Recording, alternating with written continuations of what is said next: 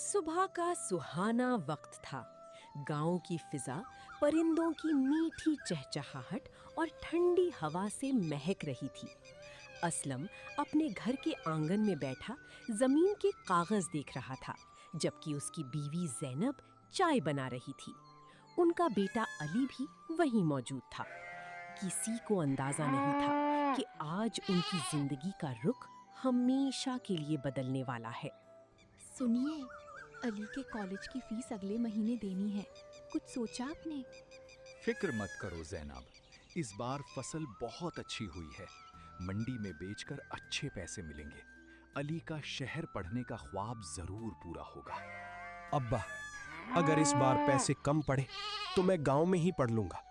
आप पर बोझ नहीं बनना चाहता। पागल मत बनो, बाप जिंदा है तुम्हारा। तुम बस अपनी पढ़ाई पर ध्यान दो। इसी दौरान दरवाजे पर दस्तक हुई।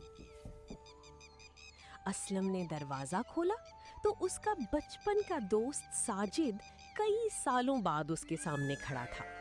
महंगे कपड़े और शहरी अंदाज देखकर असलम बहुत खुश हुआ और उसे अंदर बुला लिया। असलम भाई, अस्सलाम वालेकुम। कैसे हो मेरे यार? साजिद, अरे तुम, इतने सालों बाद गांव की याद आई। आओ बैठो। दोपहर को दोनों दोस्त गांव के पुराने बरगद के दरख्त के नीचे बैठकर बातें करने लगे। साजिद ने असलम को शहर की बिजनेस और पैसा कमाने के बड़े ख्वाब दिखाने शुरू कर दिए। असलम, तुम अभी तक इस गांव में ही हो?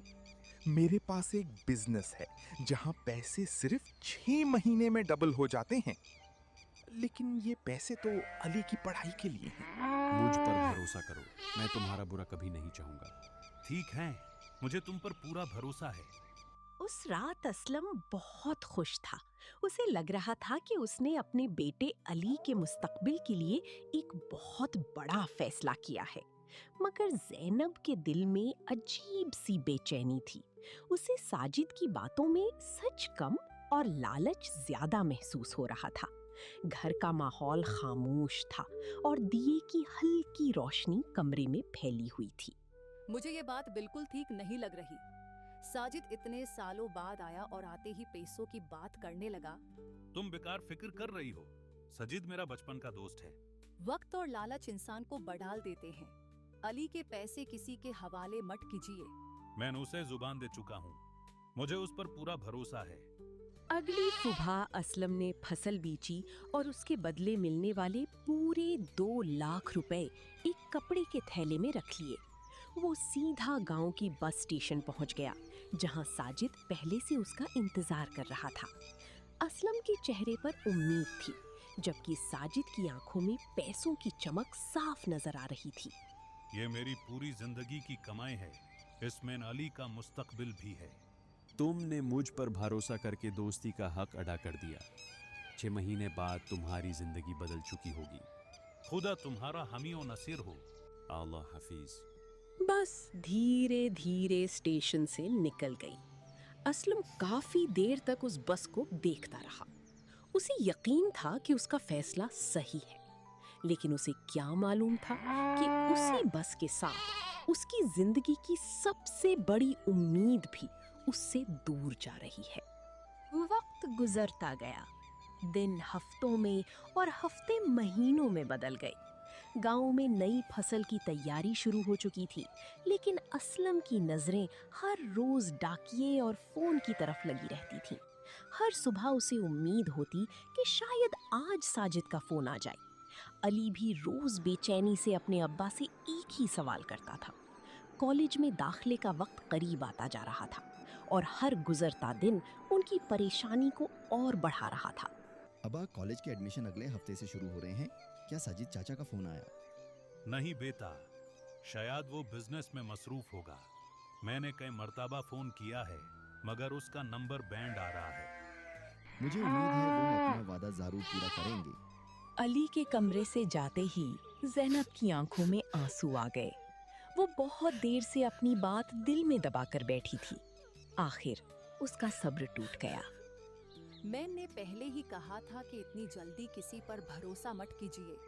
मुझे डर है कि साजिद हमें धोखा दे गया है। ऐसी बात मत करो जैनब, सजिद मेरा बचपन का दोस्त है, जरूर कोई मजबूरी होगी। अगर मजबूरी होती तो एक फोन तो करता। 6 महीने गुजार गए हैं। बस अब मैं खुद शहर जाकर उससे मिलूंगा।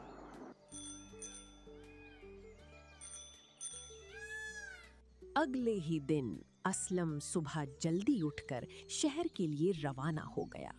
लंबा सफर तय करने के बाद वो उस पते पर पहुंचा जो साजिद ने उसे दिया था। गली में अनजान लोग थे और हर चेहरा उसके लिए अजनबी था। दिल जोर जोर से धड़क रहा था। असलम ने एक पुरानी दुकान पर जाकर साजिद के बारे में पूछा। भाई साहब, क्या सजीद नाम का आदमी यहीं रहता है? कौन सा सजीद? वो जो कुछ महीने पहले यहाँ बिजनेस करता था। अरे भाई, वो तो लोगों के लाखों रुपए लेकर भाग गया। 2 महीने पहले ही यहाँ से फरार हो गया। क्या? ये कैसे हो सकता है? आप भी उसके शिकार लगते हैं। बहुत लोग उसकी तलाश में यहाँ आ चुके हैं। ये अल्फाज सुनते ही असलम के पैरों तले जमीन निकल गई। उसकी आंखों के सामने अली का चेहरा घूमने लगा। उसे अपनी बीवी ज़ैनब की हर बात याद आने लगी। उसने दीवार का सहारा लिया और धीरे से जमीन पर बैठ गया। आज सिर्फ उसके पैसे नहीं डूबे थे, बल्कि उसका भरोसा, उसकी उम्मीदें और उसके बेटे का मुस्तकबिल भी टूट चुका था।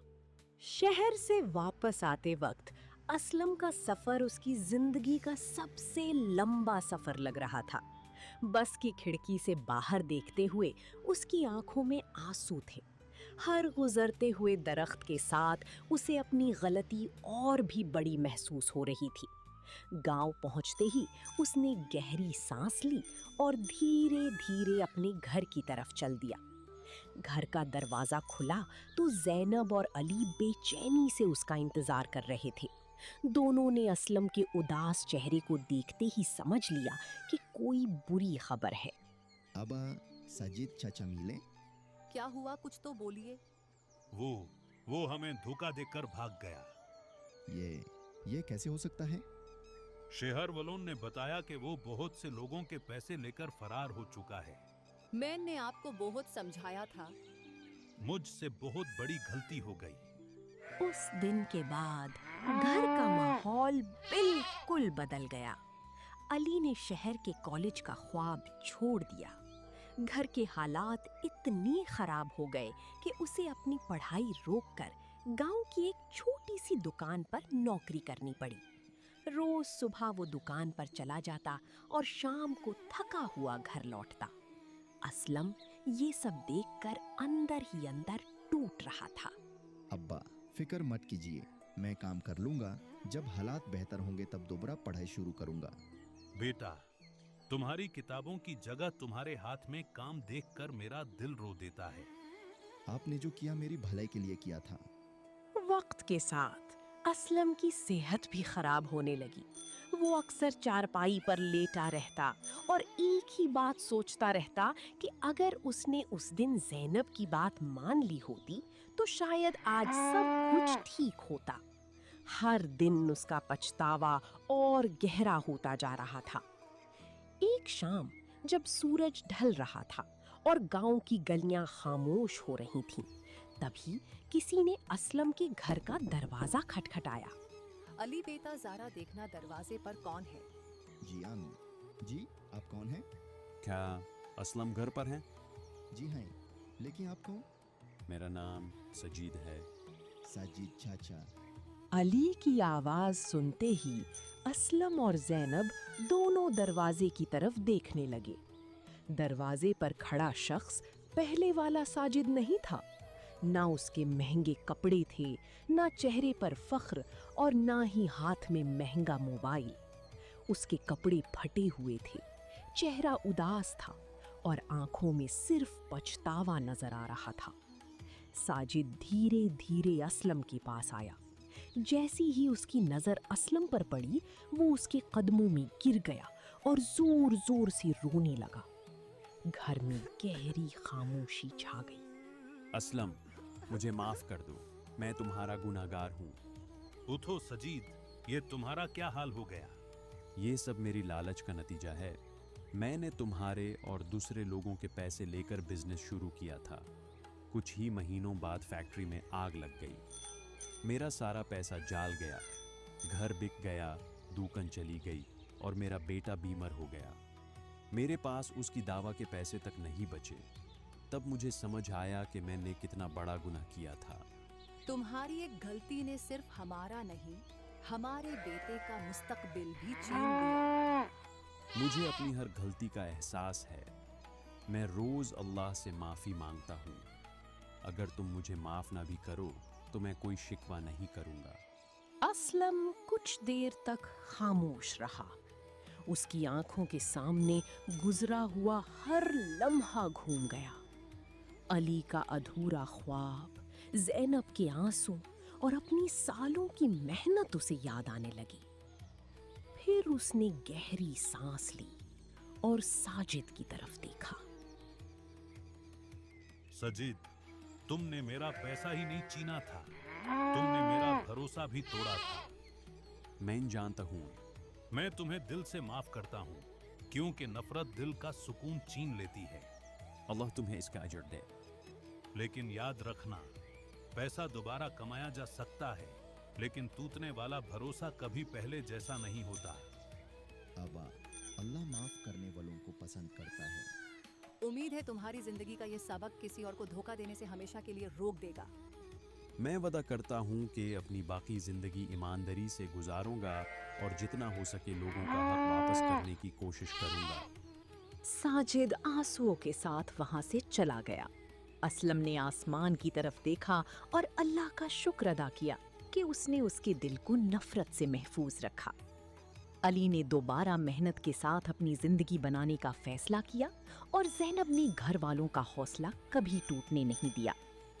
वक्त के साथ उनके जख्म भरने लगे, लेकिन इस वाकया ने उन्हें जिंदगी का सबसे बड़ा सबक दे दिया।